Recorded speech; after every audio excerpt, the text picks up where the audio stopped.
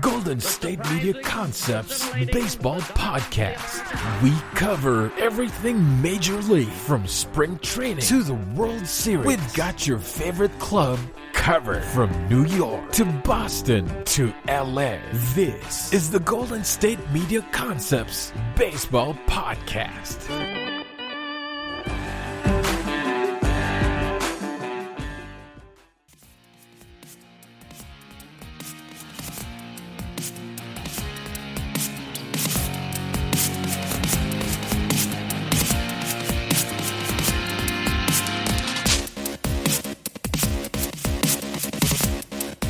How's it going, everybody? Patrick Kenny back here with another episode of the GSMC Baseball Podcast. So today what we're going to be doing is I'm going to just give a overview over the NL East. That's going to be this entire episode. In this first segment, we're going to go over the Mets, and then we're going to go over the Braves and the Phillies, and then finally, we're going to go over the Marlins and Nationals in the last segment. We'll see how much time we have.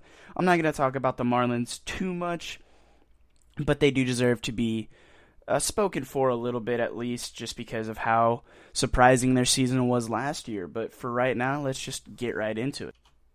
All right, so everybody knows that the Mets are likely the favorite to win the NL East, and the Braves won last year, but the Mets went out and added some serious firepower to their roster. They went and traded for Francisco Lindor, and it's going to give them some amazing stability at shortstop, and in that trade they also got a little bit of extra starting pitching, which is going to help them a little bit here in the beginning of the season, just because Noah Syndergaard isn't scheduled to return until June, maybe July. He did tear his UCL and had to have Tommy John and all that fun, awful stuff. But right now, I think that the Mets are probably going to win just on paper. I mean, obviously, you have to go out and play the game, and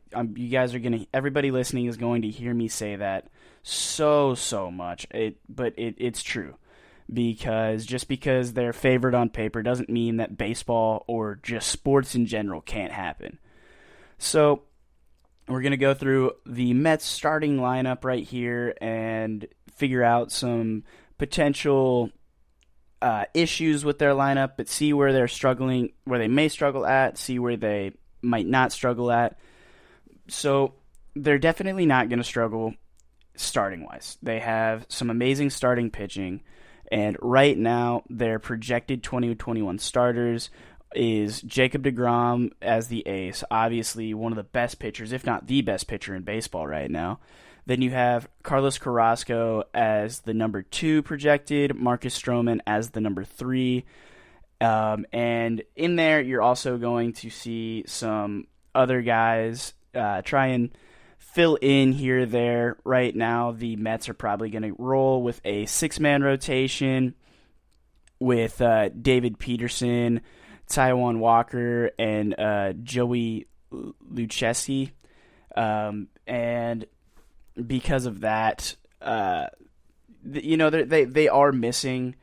They are going to miss Syndergaard for the beginning half of the season, but when he comes back, and if he can stay healthy, and if the Mets pitching staff can stay healthy, the Mets are going to be able to ride those starting pitchers until the playoffs at the very least.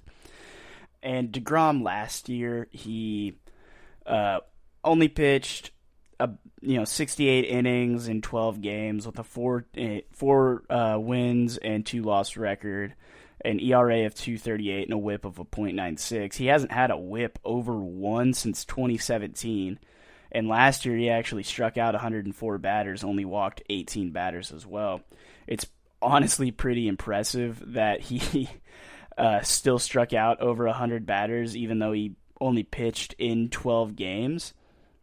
But deGrom is definitely going to be coming back very strong. And then you also have guys like Marcus Stroman, who didn't pitch last year, but in 2019 pitched 184 innings with a 3.22 ERA, a 131 WHIP, 159 strikeouts.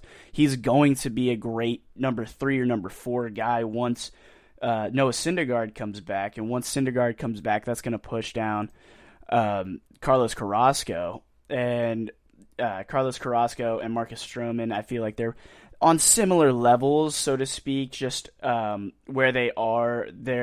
Neither of them are going to be an ace, but they are an absolute monster if they're your number 3 or 4 guy, and that's what it's going to look like. One of those two is going to be the number 3 or 4 guy. And last season, Carlos Carrasco pitched in 68 innings with a 2.91 ERA, a 1.21 WHIP, so we know he's good. And Carlos Carrasco is projected to get over 170 innings this season, win about 11 or 12 games with an ERA around 3.50, a WHIP around 1.2, and then get close, if not over 200 strikeouts. And so that in and of itself is a fantastic lineup. I think that you might see Carrasco get pulled a little bit earlier in some games than you would have seen him in the last few years, just because he is pitching in the NL instead of the American League, and situations might dictate whether or not Carrasco is going to go a little bit farther. But we can go back to Marcus Stroman's projections, and he's projected to go from anywhere from about 160 innings to about 175 or so, and win about 10 to 11 games with an ERA in the high 3s, almost 4. He's going to strike out a bunch of guys, but he's not, and he's going to, he's projected to get about 150 or so strikeouts. And then I'm seeing that he's projected to walk about 55 batters or so. But if you go over to DeGrom's projections, DeGrom's projected to pitch over 200 innings this year, get about 15 to 16 wins with an ERA in the high 2s. And then his WHIP is projected to be about a 1. Maybe not on the dot, maybe a little bit over, maybe a little bit under. He's also projected to get over 250 strikeouts and walk about 50 batters as well. So this lineup for the Mets pitching wise is just fantastic. And you also have guys like Taijuan Walker, who's projected to pitch about 143 innings, with an ERA around 4.40 or so, and strike out about 129 batters. And with all of that, what those stats mean is it's not necessarily how it's going to go. It's just based on who they're projected to pitch against and all of that fun stuff. Just because, the Mets and the NL East, in my opinion, is probably going to be the most difficult division, just because of how difficult their opponents are. Because the Mets have to play the Braves, and the Braves have to play the Mets, and everybody has to play the Nationals and the Phillies and the Marlins as well. And the Marlins aren't anything to necessarily laugh at. They made the playoffs last year. So if they can potentially pull some of their magic together like they had in the 2020 season, then they might make the playoffs again. They might surprise everybody. But the Mets' projected starting lineup right now is Brandon Nimmo at leading off in the outfield. Then you have Jeff McNeil in the 2-hole, probably going to be at second base, although they can put him in the outfield or at third base. That third base, that hot corner over there at third, is definitely going to be a situation where the Mets are going to have to look at. That's probably the only weak spot I think that they have in their lineup. They also have Francisco Lindor probably going to be hitting in the third hole, with Michael Conforto in the 4 and Pete Alonso in the 5th. Now that 3-4-5 is a terrifying heart of the lineup, I think, if you're an opposing pitcher, with Francisco Lindor, and then you have Conforto, and then Pete Alonso in the 5 spot. I don't think that you can necessarily pitch around those guys. You might be able to work around one of them, but then you have another 2 that you have to face. So if you decide that you want to pitch to Lindor and he hits a double off the wall, and then you try and pitch around a Michael Conforto and maybe you walk him, then you have Pete Alonso there, who is just going to likely mash the absolute heck out of the baseball. And then you have Dominic Smith, who's probably going to be in the outfield, and then J.D. Davis in the 7 hole. He's probably going to be their third baseman, although you could also say that Jonathan Villar, who isn't the projected third baseman, but I could definitely see Villar being that third baseman for them. He hasn't really played third base since much of the 2015 season when he was still with the Orioles, but that third base spot is going to be pretty interesting, just because you have the Mets have that option to go with somebody else other than J.D. Davis. I think that Lindor definitely has the shortstop spot. Obviously, Pete Alonso has first base locked down. But you could also potentially put in Jonathan Villar at second base and then move Jeff McNeil over to third base. There are a lot of pieces that the Mets can play with, and I think it's just going to be whoever is performing at that time, and it's not necessarily a lock. And then you also have James McCann, who's the projected starter, but that doesn't necessarily mean anything. And right now, they have the Mets also have Tomas Nido, who is projected to be the backup catcher. They're obviously going to rotate. You never have a catcher catching every single game, especially on back-to-back nights or something of that nature. And they also have Kevin Pillar, who is on the bench and is probably going to get a lot of playing time as well. But I think the biggest thing that I'm excited about is their bullpen. I am very excited about the New York Mets bullpen right now. But before we get into that bullpen, we'll go over some of the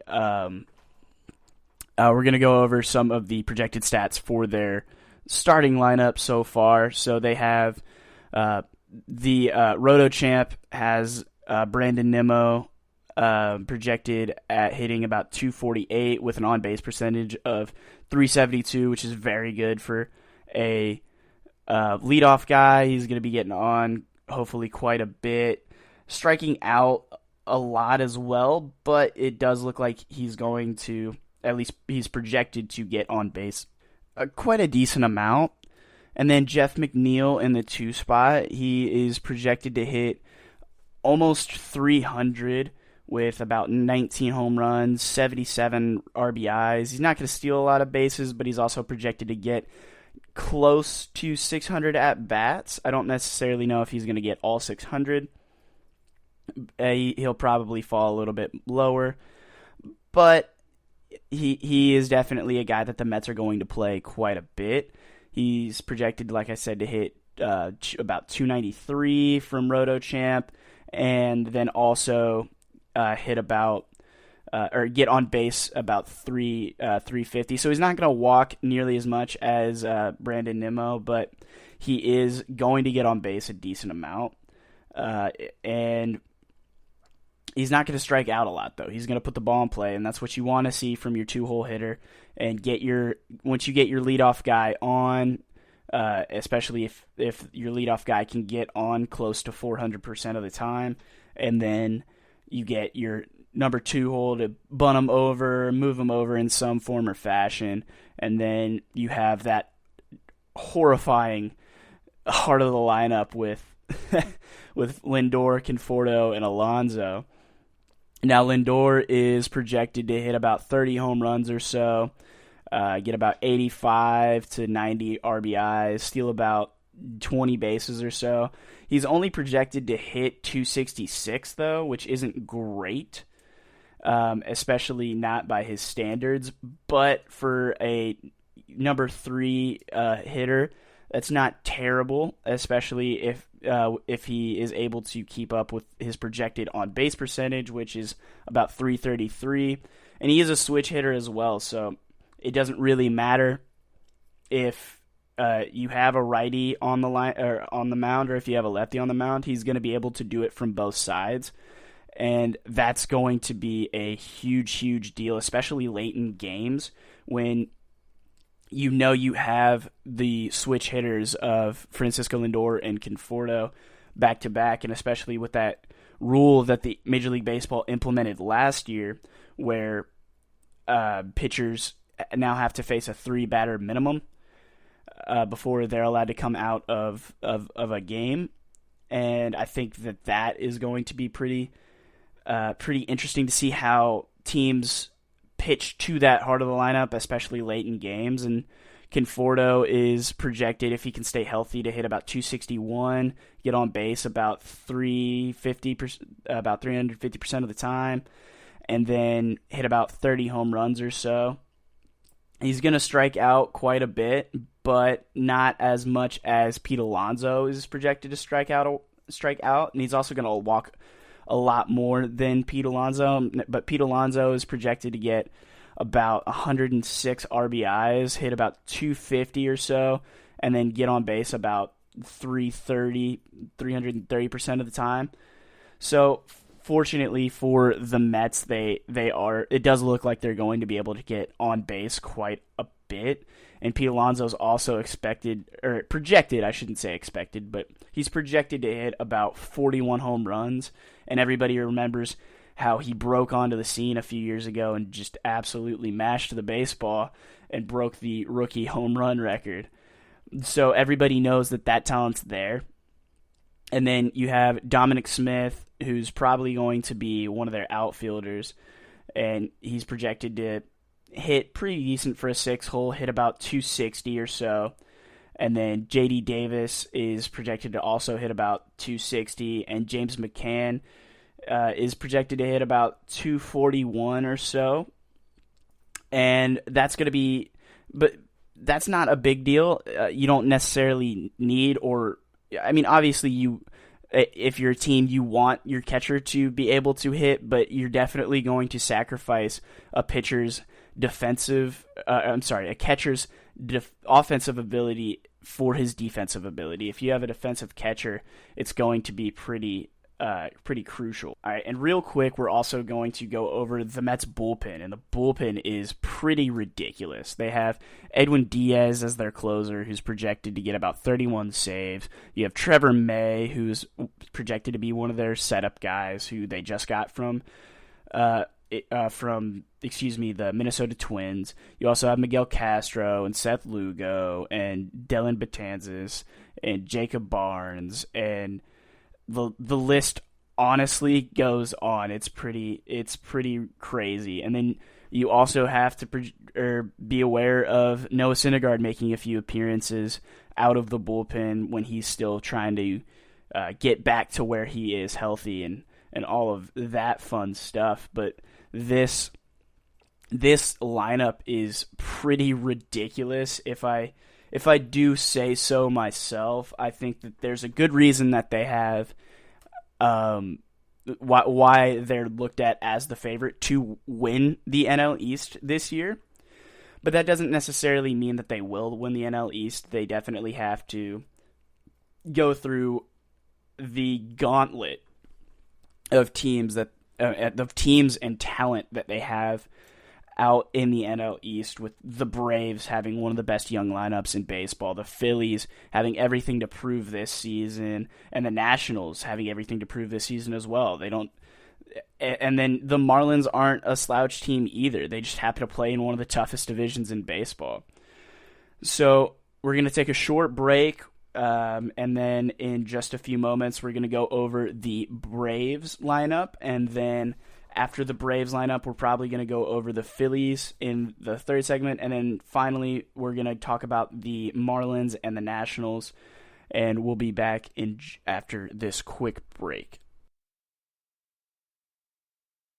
This is your ultimate stop for everything sports. The Golden State Media Concepts Sports Podcast. Should I say more? From the NFL, MLB, the NBA to MMA, it's all in here. The Golden State Media Concepts Sports Podcast. Listen now.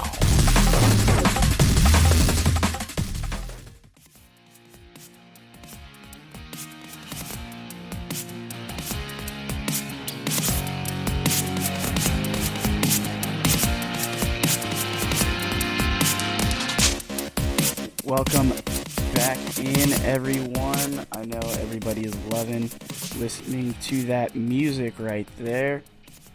But let's get right back into the NL Easts and see how the Braves are going to stack up. Now, they won the division last year, and they didn't lose too many pieces this offseason.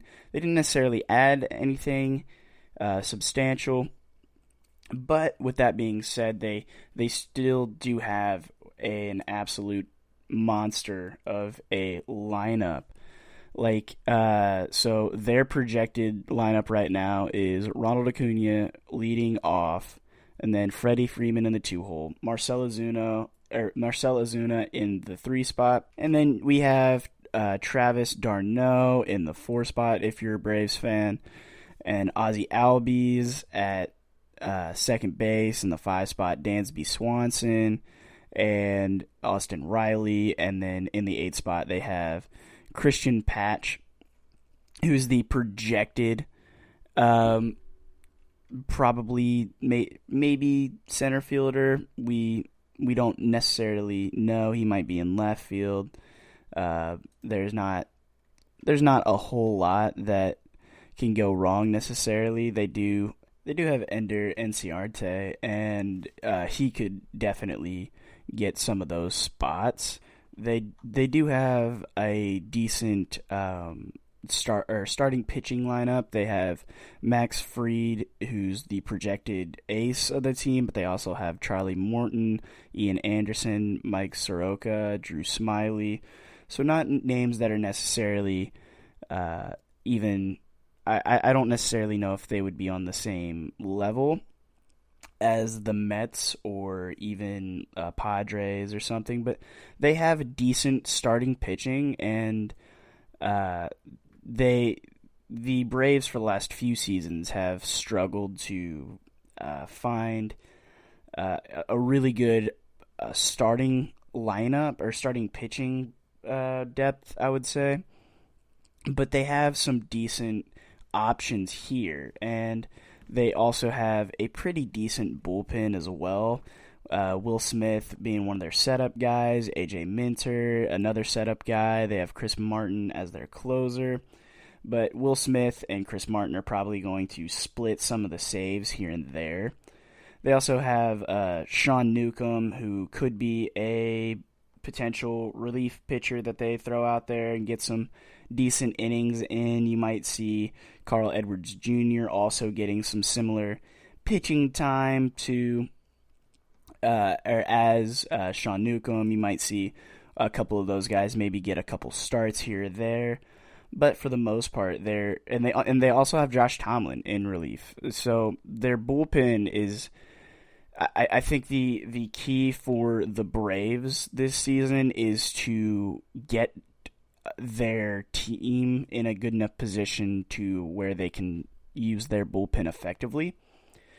None of their bullpen arms are necessarily, fantastic pitchers, but they do still have a very good bullpen, and with an offense as explosive as they have, with guys like Marcell Ozuna and Ronald Acuna Jr. and Freddie Freeman. I mean, Freddie Freeman is arguably one of the top 5 baseball players of right now, and I don't think that you can necessarily count out how good he is. I mean, he's projected this season to hit close to 300, if not get over it, hit about 32 home runs. And while that's not as many as Ronald Acuna is projected to hit, or Marcell Ozuna even, it's still a good amount. Ronald Acuna Jr. is projected to hit 41 home runs, and he's their leadoff guy. But he's also going to strike out quite a bit. Ronald Acuna Jr. is projected to strike out close to 200 times this season, which is by far the most on the team. But Freddie Freeman doesn't strike out like that. He, in fact, last season, he only struck out 37 times. And granted, it was a very short season with only about 60 games in the regular season. But the year before, he only struck out 127 times and played 158 baseball games. That is definitely something that is something to pay attention to. And in the last full season that was played, actually in 2018, Freddie Freeman played the entire 162 baseball games. And in 2019, he hit 38 home runs. Freddie Freeman has been a dang good baseball player for a very long time. Even since his debut season in 2010 or 2011, however you want to look at it. He got some at-bats and stuff in 2010, but he in 2011 he got the starting role and hit 220 or 282, and it's just been a sort of steady climb for him for the last few years. Now, a person that I really want to look at is Ender Inciarte. I think Ender Inciarte is likely going to the RotoChamp website that I'm kind of using to help give me some projections and stats like that. They have Christian Patch as the outfielder to take Ender Inciarte's spot. And he's a rookie, so we don't know too much about him, but if he and Ender Inciarte are to split some time out there in the outfield, I do think that he'll do decent. He's one of the top prospects in the Braves organization, which is obviously why they're going to try and bring him up this season, but he is projected to hit somewhere along the lines of 250 with an on-base percentage about 300 or so. He's not projected to hit a lot of home runs or anything like that, and in the 2 games and 4 at-bats that he hit in last season, he hit 250 with a couple strikeouts. There's nothing really to look at, but if we go over and look at the Braves bench and we look at Ender Inciarte's stats for last season, he only played in 46 games, and the year before he only played in 65 games, and in 2019 that was a full season. So he was obviously hurt in 2019. The year before, in 2018, he played 156 games. And then in 2017, he also played 158 games. So injuries are definitely something that people are going to have to pay attention to and see if Inciarte can stay healthy. And if he can stay healthy, I wouldn't expect him necessarily to win the job, but I would expect him to be a very good player to give some guys some rest, whether it's Ronald Acuna Jr. or Marcell Ozuna, or somebody in the outfield just needs a rest for a couple days. I wouldn't be surprised if we saw with the Braves organization just like a 4-man sort of rotation. Obviously, Acuna Jr. and Marcell Ozuna aren't going to get as many days off, but if they need a day off here or there, you have Ender Inciarte out there to actually to fill that need. And the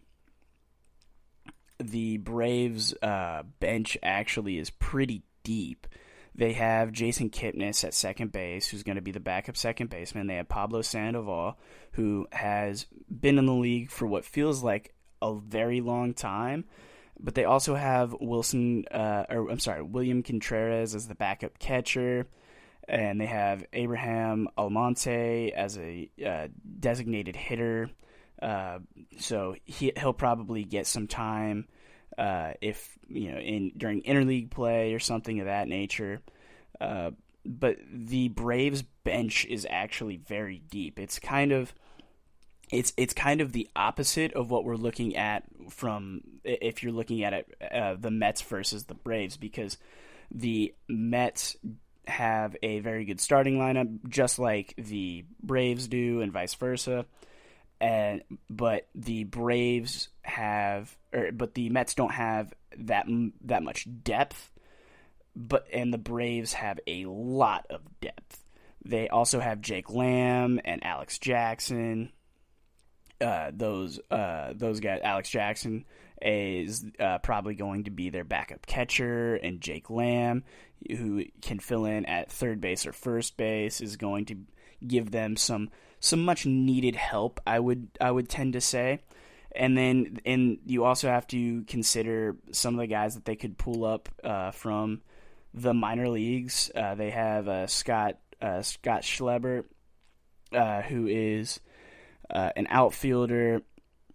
They also have Drew Waters. The Braves are very deep, just not pitching-wise. Whereas the Mets are incredibly deep pitching-wise, but they're not deep with their bench.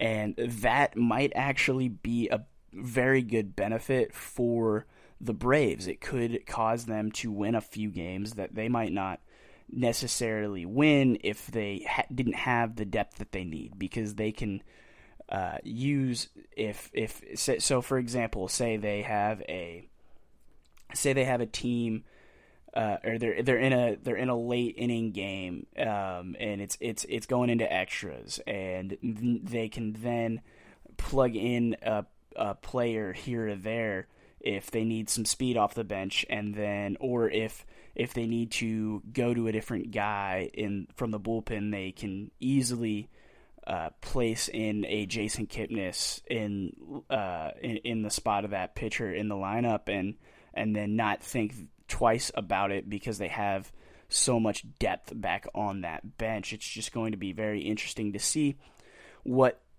they can do with everything that they have. And the Braves are projected to win about 88 games or so, and they're just going to have to. I mean, they're in a very, very tough division.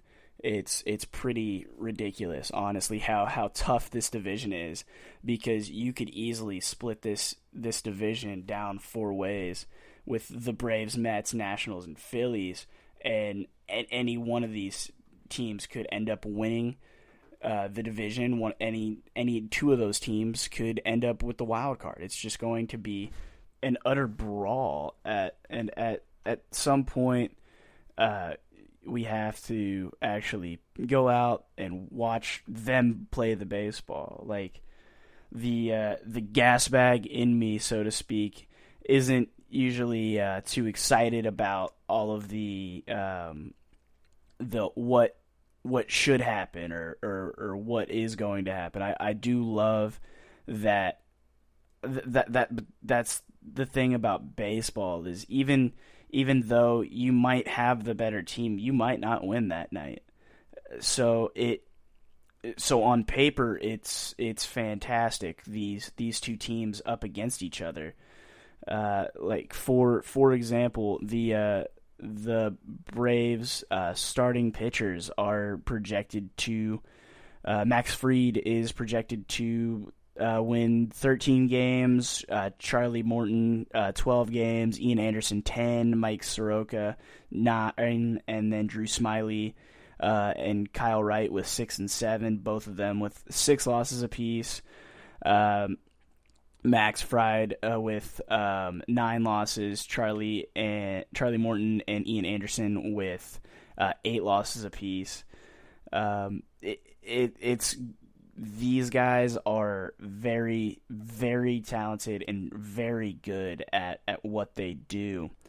But with that being said, it's just it's a toss up for this division. It's crazy how close that these two teams are. And last season, Ronald Acuna Jr., who was an absolute stud 2 years ago, last season he only played in 46 games. He got about 160 at-bats, hit 14 home runs, 29 RBIs, but only hit 250. But the year before, when he played the entire season, or just about, he had 41 home runs, 101 RBIs, and 37 stolen bases, and hit 280. So it's going to be interesting to say the least, to see what team or what player is going to take a step up, what player is going to take a step down. If Marcell Ozuna is going to hit his projected 284, or if he is going to continue what he did last year where he hit 338 in the 60 games that he played during the regular season, or if he is going to hit the 35 home runs that he is projected to hit, or if he is going to revert back to the 2018 season where he only hit 23 home runs. We don't know these things. We don't know what is going to happen. And Marcell Ozuna is he's entering his age 30 season, so he is entering his prime, so to speak. And with the 18 home runs that he hit last year in only 60 games, it's not. I don't know if it is expected that he's going to hit more home runs, but I think that if he plays more than 120 games, I think that we could see him hit close to 40 or 45 home runs if he just happens to be seeing the ball very well the entire season. It really doesn't matter that much what we're doing right now, but it is so fun to see how these teams sort of stack up against each other, and with the Braves being only 2 games favored ahead of the Washington Nationals and 5 games in front of the Phillies, it's just going to be it's going to be so interesting to see what any of these teams actually end up doing on the field. And who knows, the Miami Marlins might surprise us with the best team and be the best team in baseball, and the Mets might end up falling off the wagon and end up losing 100 baseball games. We don't know. It's just all going to depend on what happens on the field and who can stay healthy and what else is going on in the world and in baseball during that time. Who knows? The Mets might have a 5-game series, or a 5-week stretch, I should say, where they're playing the NL only teams from the NL Central and NL West, and they don't win a series, or they only win 1 or 2 series the entire time, and that could be the opening that the Atlanta Braves need if they're playing teams from, for example, the AL West, where the only team that they really need to pay any close attention to is the Astros, and they end up winning, going on a 15-game winning streak. That might just be what happens in the season, and then all of a sudden the Atlanta Braves are the best team in the NL East, and the New York Mets are fighting for a wild card spot. It's going to be interesting to see if the Braves pitchers can if the Braves pitchers, starting pitchers specifically, if they can hold down the fort to get it to that bullpen, and if if their starting lineup is able to hit so much, or it is able to hit what they're projected to hit at and produce the runs that they're expected to produce. Like, for example, Ronald Acuna Jr. is projected to hit or to score 125 runs and hit in 102 RBIs, with Freddie Freeman projected to hit 111 RBIs and score 108 runs. And this is definitely a very high-powered offense, but I think the most interesting and the most vital takeaway is how their pitchers, or how their starting pitchers specifically, are going to be able to handle the rest of the NL East, because the starting lineups with the bats for all five of these teams are very, very good. It's really impressive. So we're going to be right back in just a moment, and we're going to go over the Philadelphia Phillies lineup. Tired of searching the vast jungle of podcasts? Now listen close and hear this out. There's a podcast network that covers just about everything that you've been searching. Hey! The Golden State Media Concepts Podcast Network is here. Nothing less than a podcast bliss with endless hours of podcast coverage. From news, sports, music, fashion, cooking, entertainment, fantasy, football, and so much more. So stop lurking around and go straight out to the Golden State Media Concepts Podcast Network.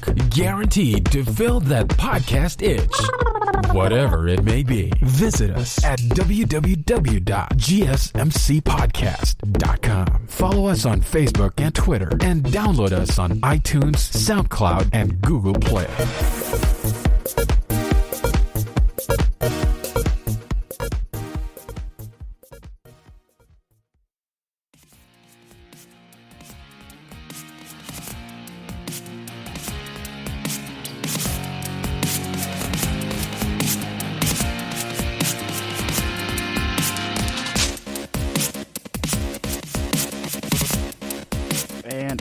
Welcome back into the GSMC Baseball Podcast.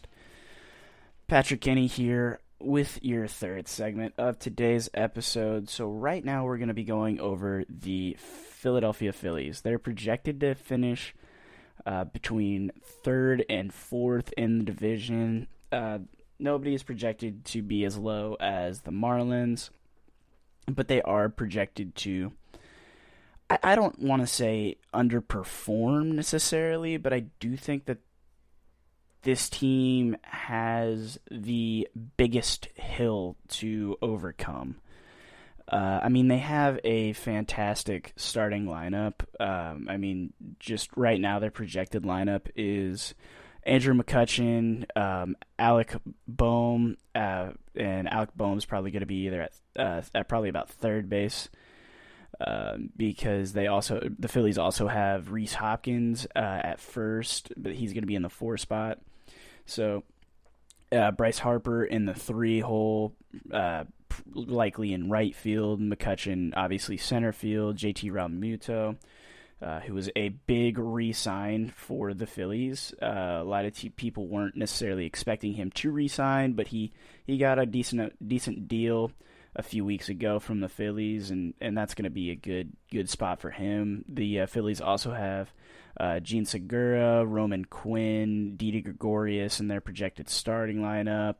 Aaron Nola as their projected number 1, with Zach Wheeler as their number 2. Now that's a really, really good 1-2 punch with Aaron Nola and Zach Wheeler. And they also have Zach Eflin and then Vincent Velasquez as their 3 and 4 potential.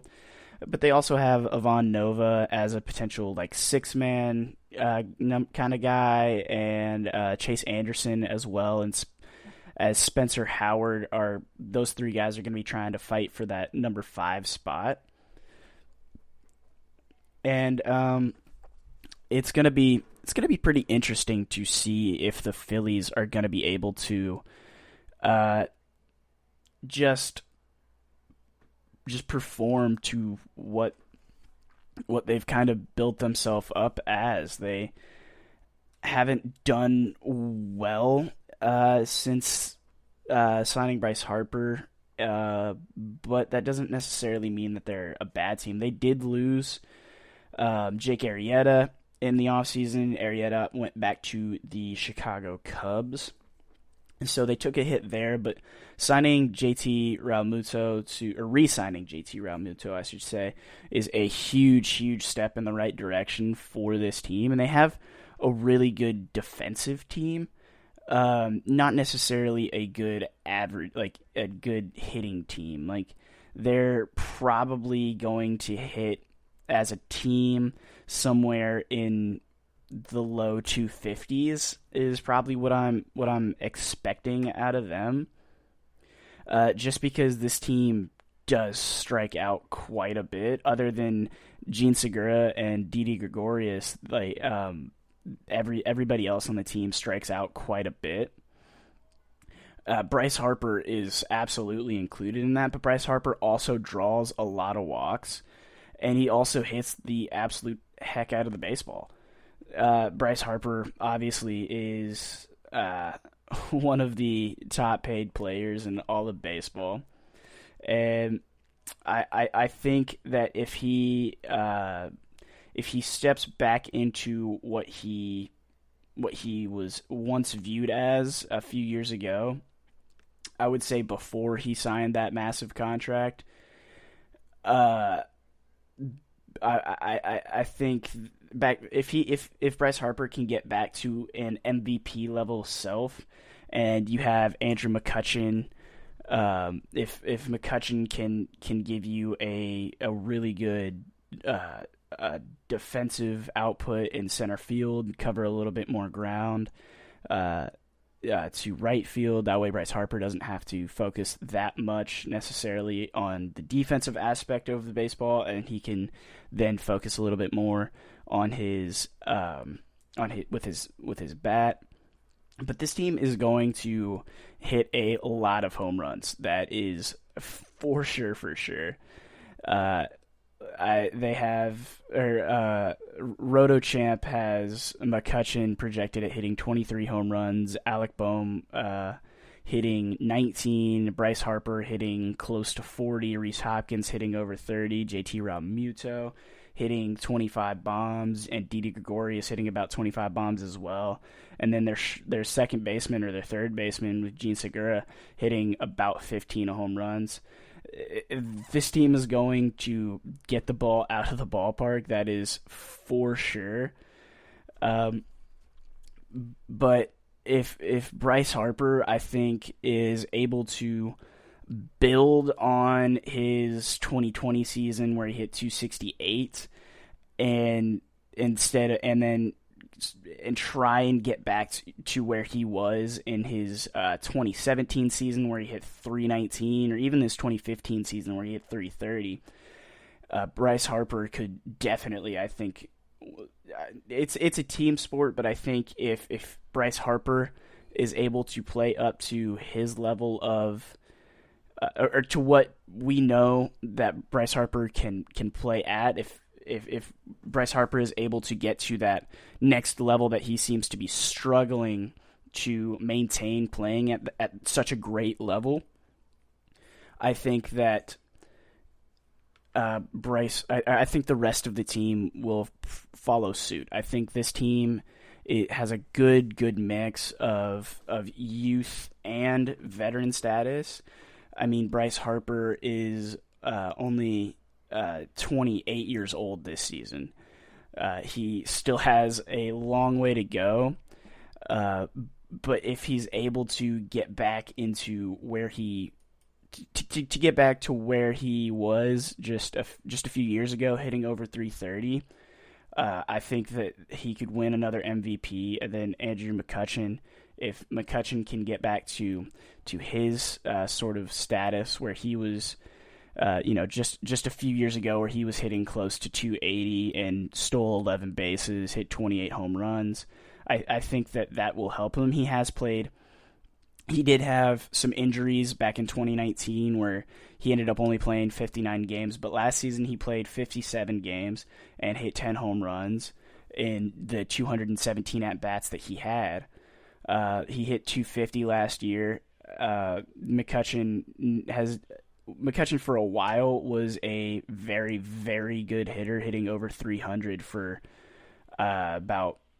4 years in a row from 2012 to 2012 to 2014, and then 2015 he fell off a little bit, and in 2016 and 2016 he just kind of fell off completely, hitting only 256, and that's what he hit in 2019 before he got injured.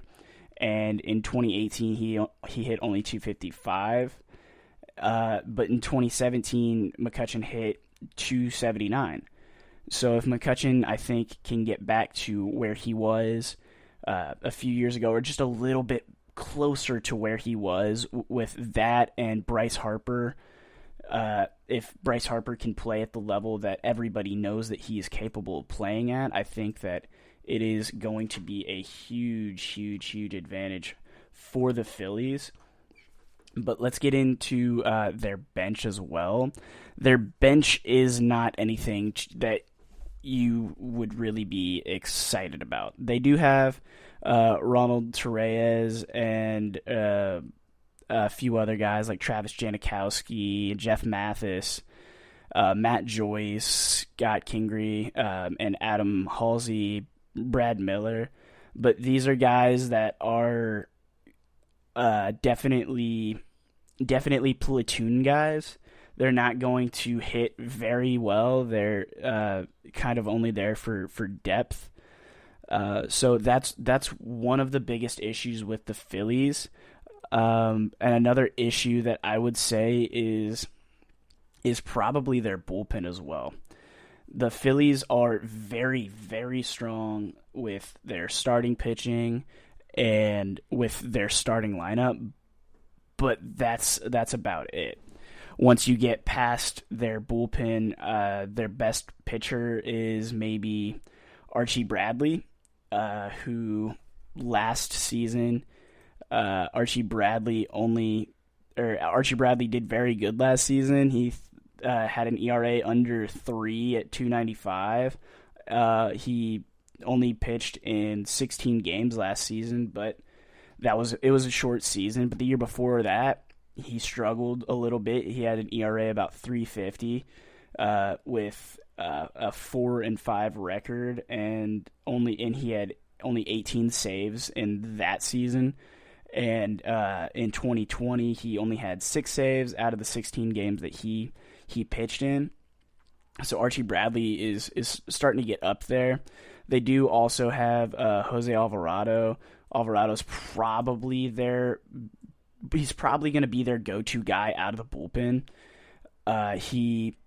But last season they were only using him as sort of an inning guy, a guy to get you to the closer or to your next pitcher. If so, like for example, say Ivan Nova is getting roughed up a little bit and you got to pull him in the 4th inning. This is probably the guy they're going to go to get them to the 5th or the 6th inning, just because he has been pretty dominant in his very short career so far. Last season was a little bit of a struggle for him, but it was a struggle for a lot of guys for a lot of different reasons. Alvarado in last season had an ERA of 6, a WHIP of 1.67, walked 6 batters, and struck out 13 his 9 innings pitched.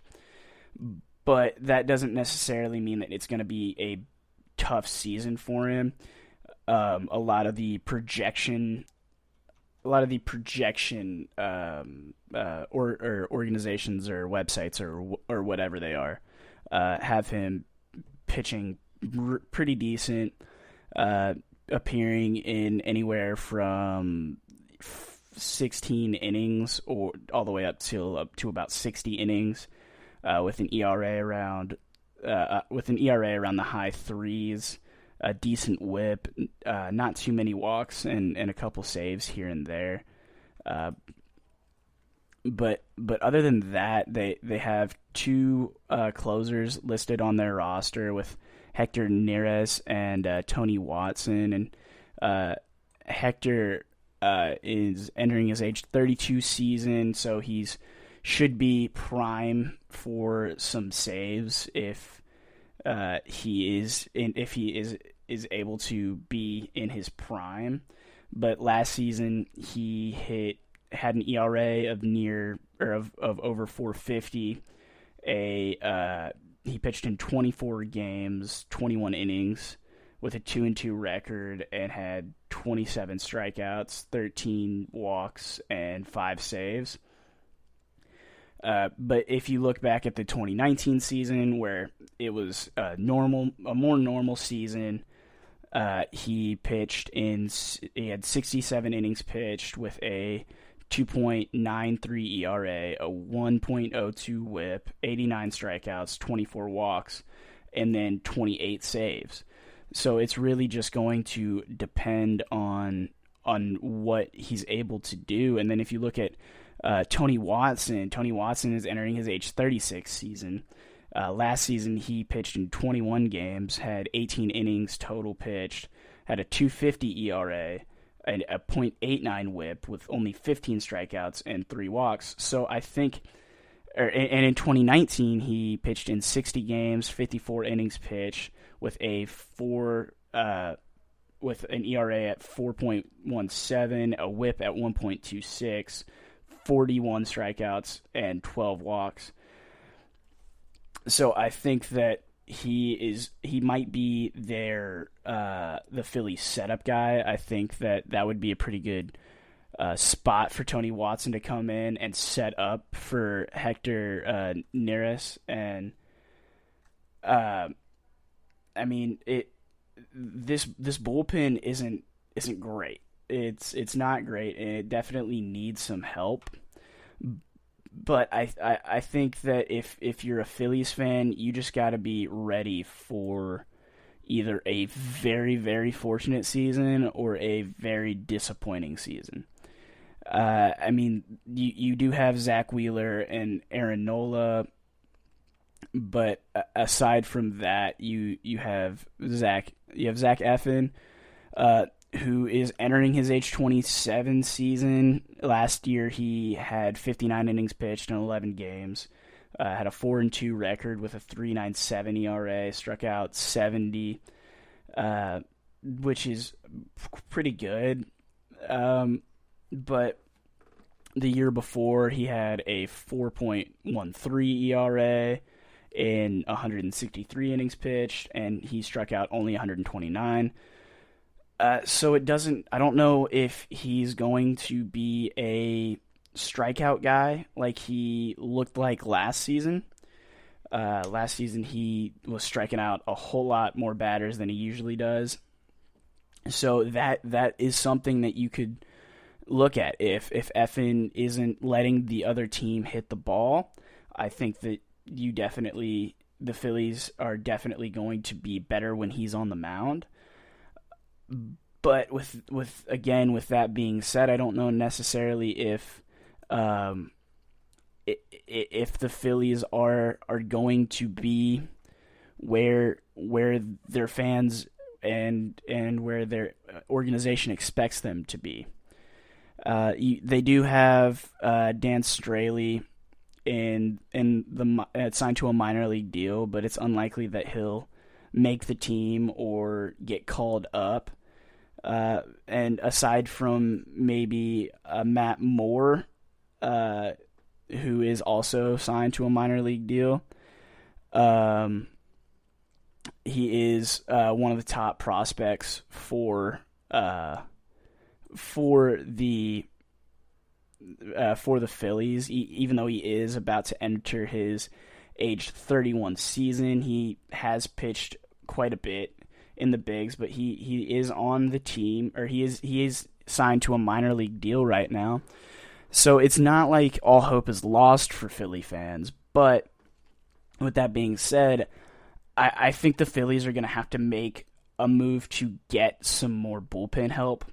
I don't necessarily think that they are going to need much offensive or defensive help, but I do think that the Phillies are going to need to make a move to get some more defensive help not defensive help, some more bullpen help, and maybe even a starting pitcher here or there.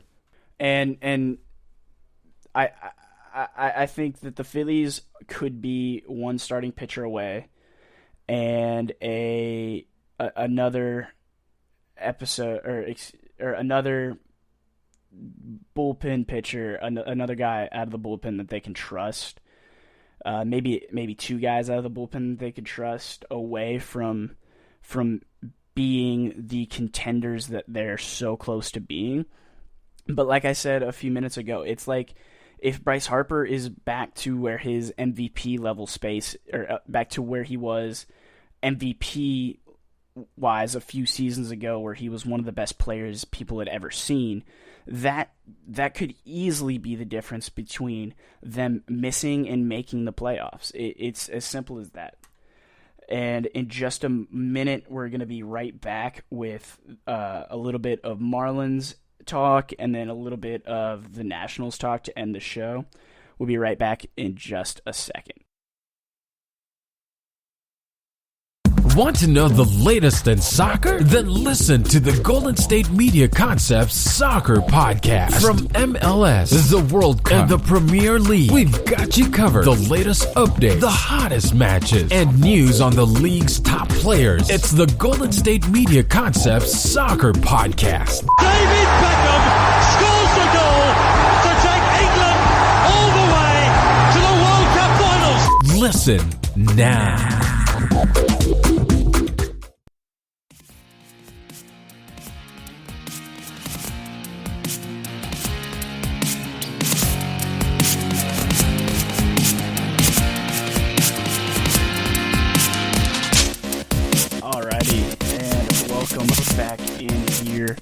To the GSMC Baseball Podcast.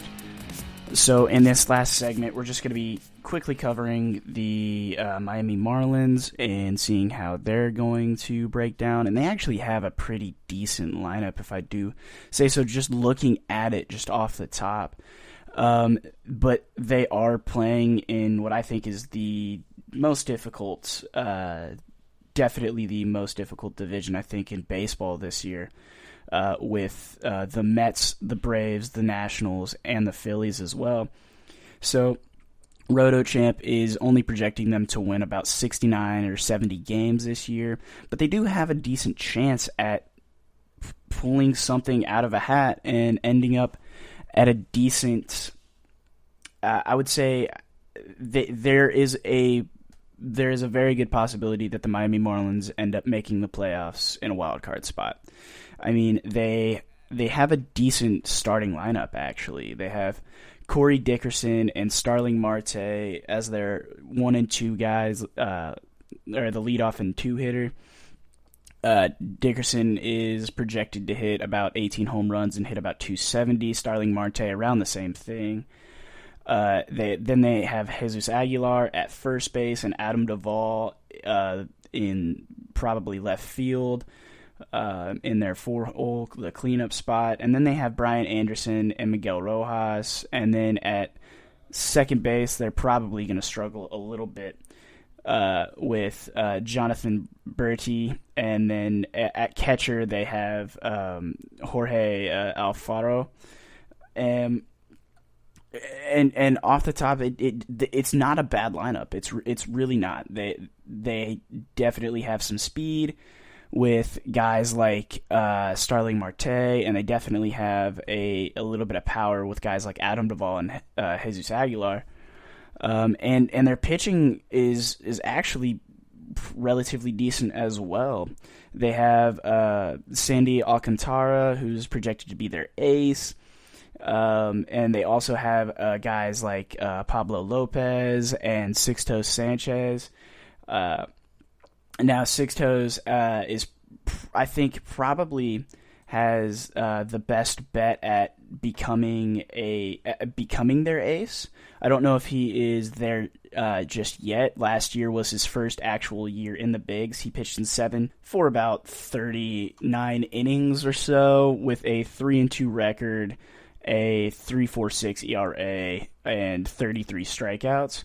So he has a really good shot at, I would say, grooming into a better position, potentially, eventually, hopefully, the ace. And Sandy Alcantara, their ace right now, or their projected ace, is projected to go 10 and 11 in about 179 innings, and then with like a 4.22 ERA or so. And it's not like the Marlins are going to be bad at all. It's just they're on the right path, I think, to making it to being a good and competitive baseball team. And I think they're a competitive baseball team right now. I just don't know how far away they are until or how close they are to potentially to being the best team in that division. Now, that doesn't mean that they're not going to be good. It just means that they're probably not going to do anything special this season. And with that, we're going to go over to the Washington Nationals for the last little bit of the podcast. We got about 15 minutes or so left, but this team is a very interesting bunch of guys. Now, they obviously are without their superstar of a third baseman, which they ended up losing in free agency prior to last season. But without Anthony Rendon, they still have a very, very good team. So right now, their projected lineup is looking like Trey Turner leading it off with Kyle Schwarber in the 2-hole, and then Juan Soto in the 3-hole. They have Josh Bell and Starlin Castro in the 4 and 5 spots. Josh Bell probably going to be at first, and Starlin Castro probably at second. And then they have Yan Gomes, who is a fantastic hitting catcher, or not a fantastic hitting catcher, but he's a fantastic defensive catcher. And then he can hit pretty decent as well. He hits about around 250 for the career line. And then they have Victor Robles and the 7 spot, and then Carter Kieboom in the 8 spot, probably at third base. This team is going to hit a lot of home runs, and it looks like they're going to steal a lot of bases as well. Well, mostly Victor Robles and Trey Turner are the ones that are going to be stealing bases. But Trey Turner is projected to hit over 20 home runs and steal over 30 bases. Kyle Schwarber is projected to hit over 30 home runs. Juan Soto is projected to hit over 30 home runs. Josh Bell is projected to hit just under 30 home runs. This team is pretty good still, and their 4 guys, I would say, are still some of the best and most feared pitchers in baseball, with Max Scherzer being their ace, obviously, Patrick Corbin and Steven Strasburg at the 2 and the 3, and then John Lester at the number 4. So they're probably John Lester is probably not what he once was a few years ago. And that happens with time and with age, but even so, they still have a fantastic starting or top 4 pitchers that I don't know if I would rank them necessarily above the Mets or even the or the Padres' top four. I could maybe see them this year being a better starting four rotation than maybe the Padres, just because the Padres aren't going to have Mike Clevenger until next season. But with that being said, I think it's a fantastic lineup even still. They have Strasburg listed as the potential number 3 guy, and if Strasburg's your number 3, good luck to everybody else, because Steven Strasburg is. I'm sure I'm not the only person that remembers when Steven Strasburg and Bryce Harper were the two biggest prospects in baseball, with Mike Trout obviously still being one of the biggest at the time. And then Steven Strasburg just coming out and striking out what felt like everybody at the time that could possibly be, or that was playing in that game, and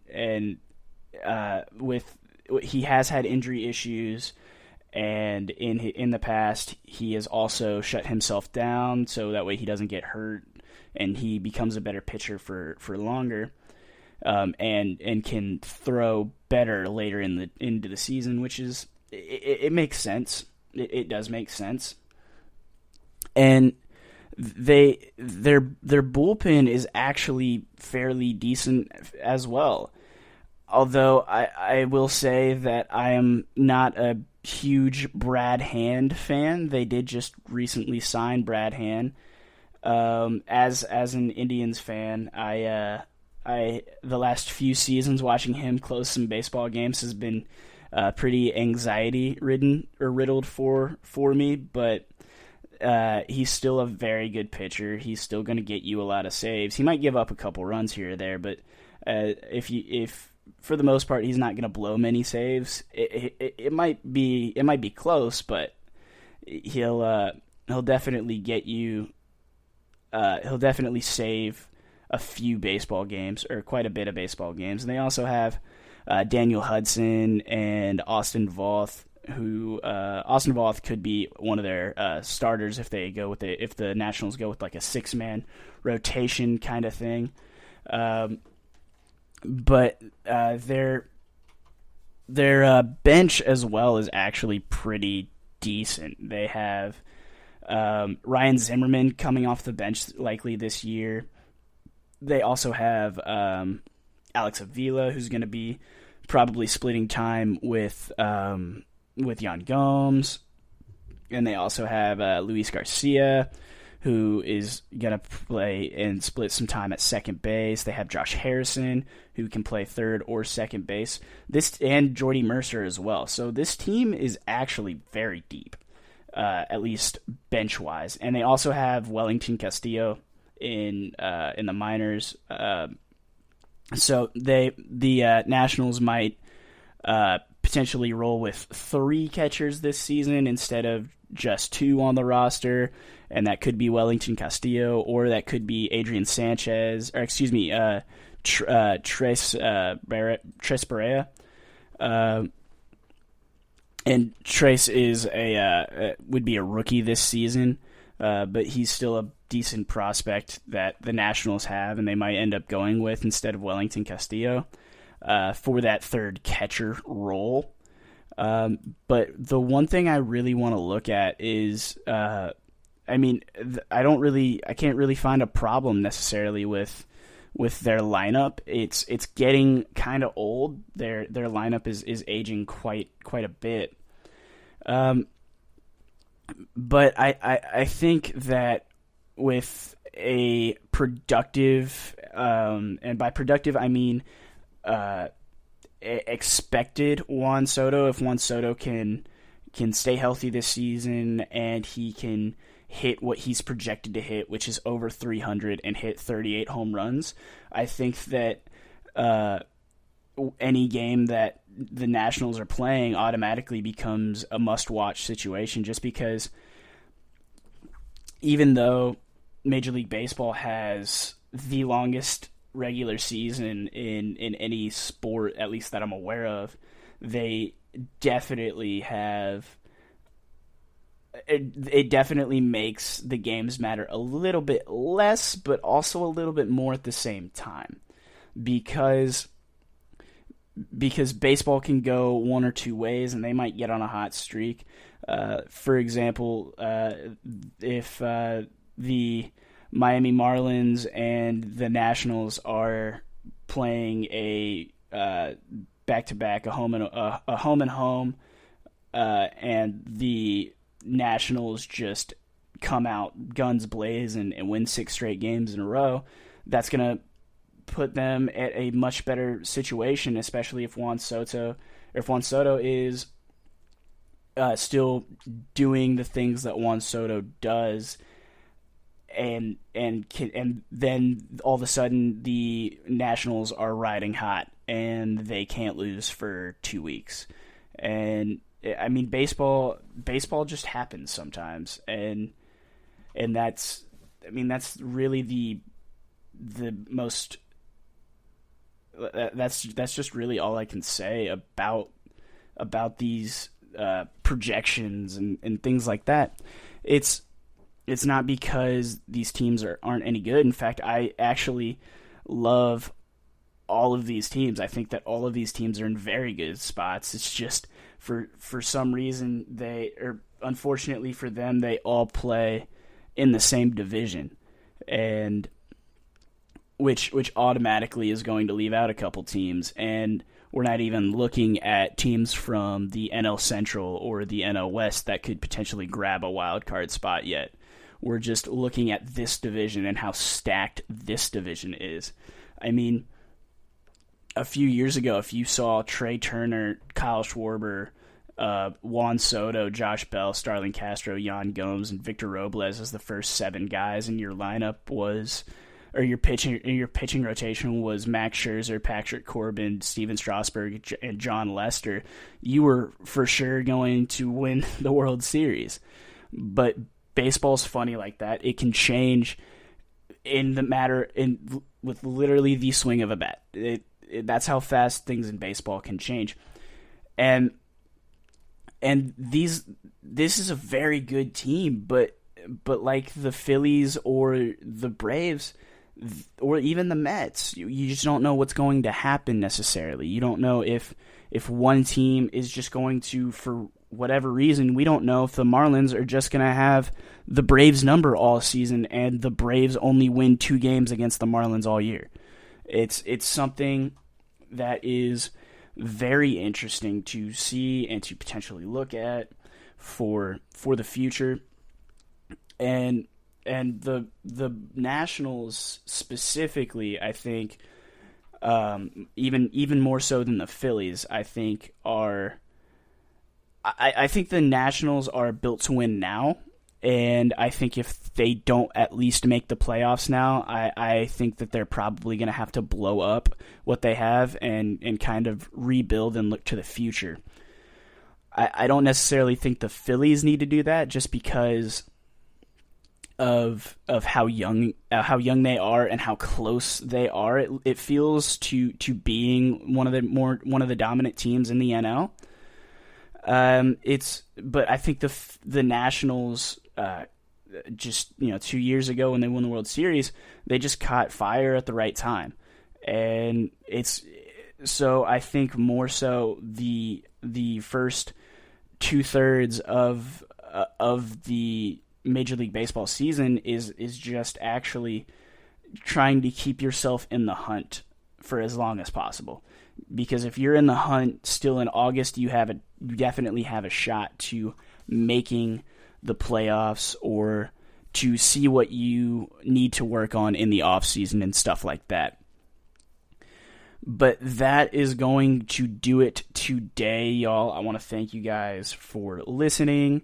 I just want to say, if you have any questions or ideas, what you would like to hear, maybe a fantasy mock draft or something of that nature in later episodes, you can reach me at on Twitter at Patrick Kenny, Kenney _. That's at Patrick Kenny, Kenney _ on Twitter, or you can reach us you could reach the GSMC baseball Twitter at GSMC _ baseball. Just search that up in the Twitter handle. Leave a review for us. We'll check those, see if we can accommodate anybody a little bit further or something like that. Follow us or subscribe to us on YouTube, all of that fun stuff. But for the most part, I do have to say before we go, I think that the Mets are in the best position to win the division for a good reason. I think that's why the advanced analytics and everything have them projected as the number one team, or I should say as the most likely of the teams to win the division. But at the same time, baseball can be baseball. You all have heard me say this the entirety of this podcast. Baseball's weird. Baseball can happen sometimes, and who knows, the Marlins might end up winning the division. The Marlins have a pretty good team as well. So it's really just going to matter what happens on the field. But I understand why the Mets are projected to win, but I also understand why these stats have this race or this division race so close. Like the Mets are projected to win 93 games, but the Braves are projected to win 88 games, and it's because all of these teams have to play each other, and you just never know what's going to happen.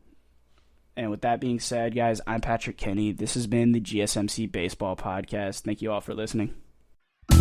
You've been listening to the Golden State Media Concepts Baseball Podcast, part of the Golden State Media Concepts Podcast Network. You can find this show and others like it at www.gsmcpodcast.com. Download our podcast on iTunes, Stitcher, SoundCloud, and Google Play. Just type in GSMC to find all the shows from the Golden State Media Concepts Podcast Network, from movies to music, from sports to entertainment, and even weird news. You can also follow us on Twitter and on Facebook. Thank you, and we hope you have enjoyed today's program.